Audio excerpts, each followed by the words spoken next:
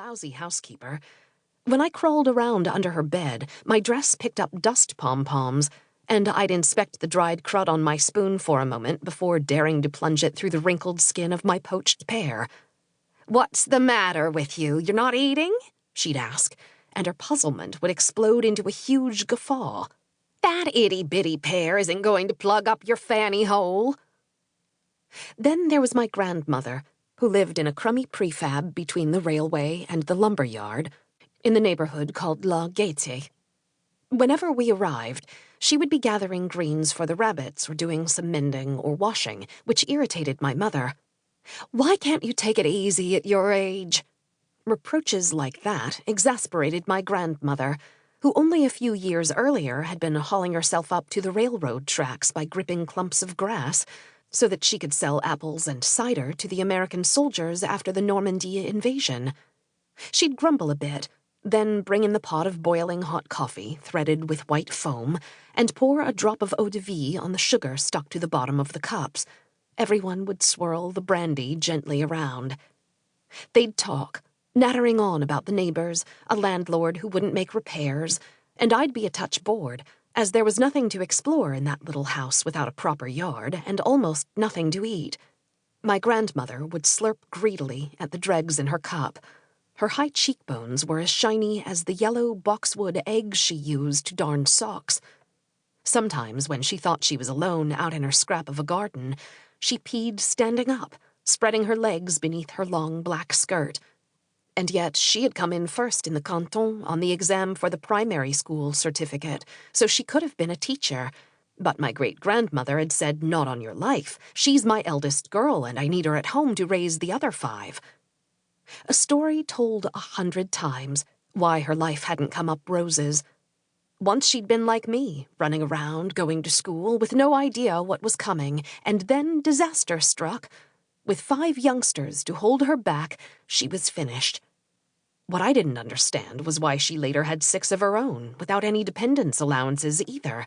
You didn't need a map to figure out early on that kids, chicks, everyone I knew used to call them, put you truly in the hole, just buried you alive.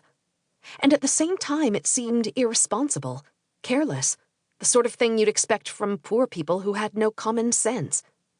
Those large families I saw all around me meant swarms of runny-nosed brats, women pushing baby carriages and staggering along with bags of groceries, and constant griping at the end of every month. Granny had fallen into the trap, but you couldn't blame her. Back then, it was normal to have 6, 10 children. We've come a long way since. My aunts and uncles were so fed up with big families that my cousins are all only children. I'm an only child, too, and an afterthought as well. That's what they call children born late in life, when a couple who hadn't wanted any, or any more, changed their minds. I was their one and only, period. I was convinced I was really lucky. The sole exception was Aunt Solange.